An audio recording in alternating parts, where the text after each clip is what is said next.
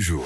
Nous parviennent de nouvelles informations en provenance du Louvre. Je travaille au Louvre en tant qu'agent de poste de contrôle et intervention de nuit. Ah, bah vous tombez bien, vous. Il n'y a pas de risque zéro. Sans déconner. La première mission, généralement, la prise de service, c'est de vérifier les installations techniques s'il n'y a pas de fuite d'eau. Une inondation a eu lieu au Louvre, Si on ne fait pas de levée de bide dans une salle, l'eau se propage et les œuvres sont touchées. affectant grandement la bibliothèque des antiquités. Rendez le bijou de la couronne. Bon, vous l'avez compris, c'est peut-être l'information la plus consternante de ce week-end. Une fuite au musée du Louvre a engendré la destruction de plusieurs ouvrages, Perico.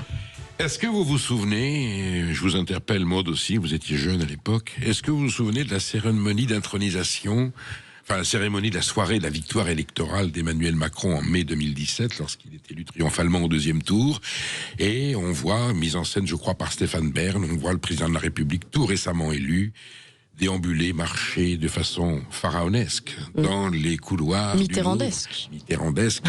Pour le Sphinx, oui, mais c'était bon. Avec la 9e symphonie de Beethoven qui était là, on avait ce monument de l'histoire de France, le Louvre, et le président de la République, récemment élu, s'en emparer. Bon, pauvre Louvre, je ne sais pas si c'est à la portée de la poisse. Alors ensuite, il y a des gens qui passent par les fenêtres, ils vont voler des bijoux royaux, ils repartent en toute impunité avec la nacelle et puis ils montent sur le scooter.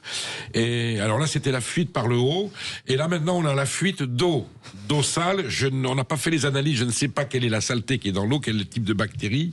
Et donc ça a touché des documents au rayon c'est au département des antiquités égyptiennes. Alors c'est pas les antiquités égyptiennes qui ont été touchées, Dieu merci. Ce sont des documents de la bibliothèque, dont les plus anciens sont du 19e siècle et qui ont été touchés par l'eau. Alors là, qu'est-ce qui nous en tombe? Alors, c'est pas la Victoire Samothrace parce qu'elle a plus ses bras. Elle, les bras peuvent pas lui en tomber, je veux dire. Mais là, quand même, enfin, je ne sais pas. Est-ce qu'on va encore découvrir d'autres choses? Donc, SOS Monuments Historiques Français, SOS Culture Française.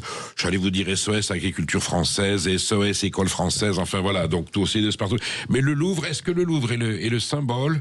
Est-ce que le Louvre est devenu le symbole de ce que ce pays est en train de devenir? Voilà. Donc, fuite d'eau, des chiottes, quelque chose comme ça, dans le département des antiquités égyptiennes. Rien que la phrase, enfin, rien que la fuite d'eau au Louvre nous laisse un petit peu perplexes. Et la petite information du matin, Perico, c'est que le personnel du Louvre a décidé de se mettre en grève à partir du 15 décembre, reconductible. Et bien voilà, mais qui c'est qui va éponger?